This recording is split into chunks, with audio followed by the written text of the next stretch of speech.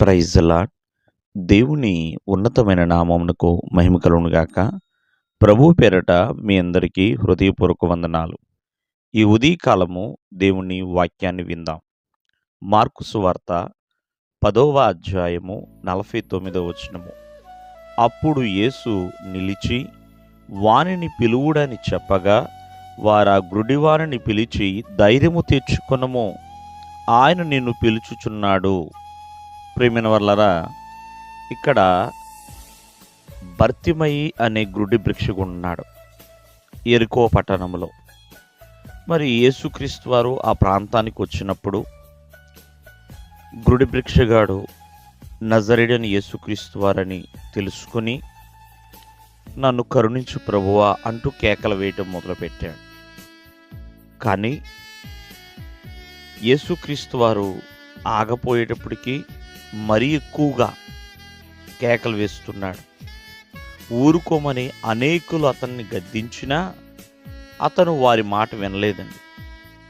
యేసుక్రీస్తు వారు నిలిచేంత వరకు, మరి అతన్ని పిలిచేంత వరకు, దావీదు కుమారుడా నన్ను కరుణించయ్యా అంటూ కేకలు వేయటం మొదలు పెడుతూనే ఉన్నాడు. కేకలు వేస్తూనే ఉన్నాడు. ఒకసారి ఆలోచించండి. ప్రభువు నిలిచి ఆ గుడ్డి భిక్షగాడిని పిలుస్తున్నాడు.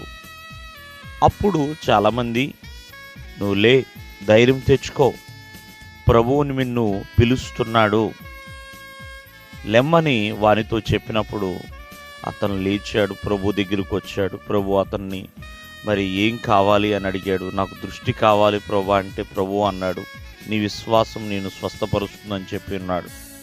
చూడండి, ప్రభువు నిన్ను ఎందుకు పిలుస్తున్నాడు? ఇక్కడ గుడ్డి భిక్షగాడిని తన సమస్య ఏంటో తెలుసుకోవడానికి పిలిచాడు.